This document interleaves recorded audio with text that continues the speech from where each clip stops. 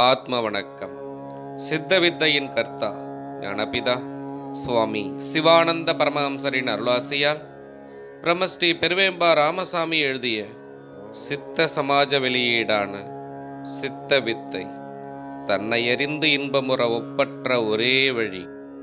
கடவுள் உண்டென்று கூறும் ஆத்திகர்களும் தம்மில் நிலை பெற்றிருக்கும் இறையாற்றலை உணராமலும் உயிர் வழிபாடு செய்யாமலும் கல்லிலும் உலோகத்திலும் மரக்கட்டையிலும் இறைவன் உண்டு என கருதி அவற்றை வழிபட்டு விலை மதிப்பிட முடியாத உயிராற்றலை வீணாக்கி கஷ்டப்பட்டு கொண்டிருக்கிறார்கள்.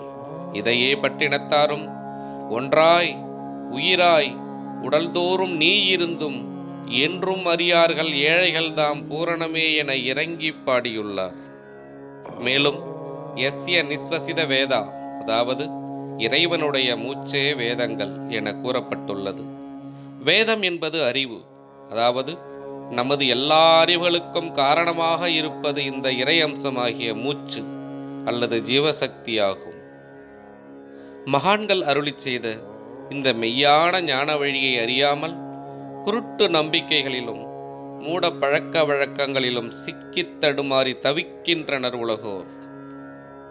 தூணிலும் துரும்பிலும் இறைவன் உண்டென்று எண்ணி இறை வழிபாடு என்ற பெயரால் பறவைகளையும் விலங்குகளையும் ஈவிரக்கமின்றி கொடூரமாக பலியிடுவதோடு தம்முடைய ஜீவனையும் நாசம் செய்து உலகோர் கஷ்டப்பட்டு வருகின்றனர். கோயிலில் மூலஸ்தானம் என்ற இடத்தில் குழி தோண்டி நிலைநிறுத்தியுள்ள சிலையை நாம் தொடக்கூடாது என்றும் கருவறைக்குள் நுழையக்கூடாது என்றும் சொல்லும்போது நாமெல்லாம் எப்பொழுது எந்த காலத்தில் ஈஸ்வரனோடு சேருவது? இது எதை போலென்றால், உள்ளங்கை நிறைய பாயாசம் ஊற்றி அதை பருகாமல் முழங்கை வழியே வடியும் நீரை சுவைக்க முற்படும் போது உள்ளங்கையில் உள்ள பாயாசம் முழுவதும் கீழே கொட்டி வீணாகி விடுகிறது. மறுபடியும் சுவைப்பதற்கு நீர் இராது. காரணம், பாயாசத்திலிருந்து நீர் ஒழுகிற்று. அந்த நீரை மோகித்து அதை சுவைக்க முற்படும் போது பாயாசத்தை இழந்து விடுவதால் பாயாசத்தின் சுவையை அறிய முடியாமல் போய்விட்டது. முதலில் பாயாசத்தை அருந்தியிருந்தால் நீர் வடியவோ பாயாசத்தை இழக்கவோ நேர்ந்திராது.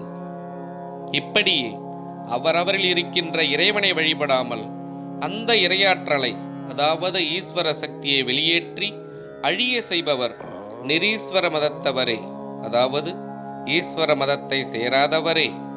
தன்னில் உள்ள ஈஸ்வர சக்தியை வெளியேற்றி அழியும்படி செய்யாமல் தன்னில் நிலைநாட்டுபவரே ஈஸ்வர மதத்தவர்.